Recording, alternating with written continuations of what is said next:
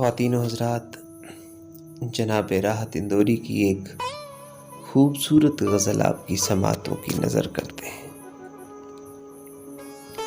روز تاروں کی نمائش میں خلل پڑتا ہے، روز تاروں کی نمائش میں خلل پڑتا ہے، چاند پاگل ہے اندھیرے میں نکل پڑتا ہے۔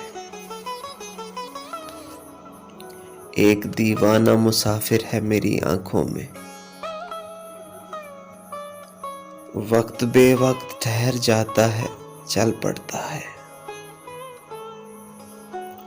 اپنی تعبیر کے چکر میں میرا جاگتا خواب